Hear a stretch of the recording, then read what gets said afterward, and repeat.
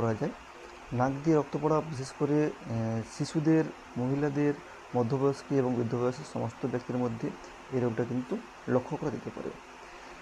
নাক দিয়ে রক্ত পড়া মধ্যবয়সী ব্যক্তিদের মধ্যে বিশেষ করে 40 থেকে 45 বছরের ঊর্ধ্ব বয়সের মধ্যে অনেক সময় হাইপার টেনশন বা উচ্চ রক্তচাপ যদি বেড়ে যায়, তখন অন্যান্য অর্গানের মধ্যে যে মোটা শিরা বা উপশিরাগুলি থাকে তার উপর কোনো প্রভাব পড়ে না।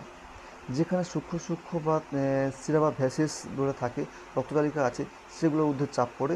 যেমন তেমনি আমাদের নাকের মধ্যে ভেতরে যে রক্তজালিকা বা ভ্যাসেসগুলো রয়েছে, তাগুলো কিন্তু ওই দিক দিয়ে কিন্তু নাক দিয়ে রক্ত পড়তে পারে।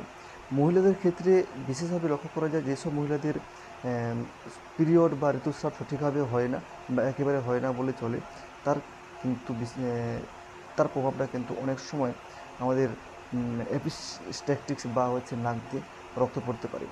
শিশুদের ক্ষেত্রে অনেক সময় ছোট ছোট বা সূক্ষ্ম সূক্ষ্ম কৃমি কারণে কী হয়, নাকের মধ্যে চলে আসে, যেখানে শিশুরা কী করে আঙুল দিয়ে চুলকাতে থাকে, তখন ওই নাকের ভিতরে স্বচ্ছ যে পাতলা বা সিলমা ঝিল্লিগুলো থাকে, সেগুলো কী করে হয়, অটোমেটিক কেটে যায়, যার কারণে কিন্তু নাক থেকে রক্ত পড়তে পারে। এছাড়াও আরও কিছু কারণ রয়েছে।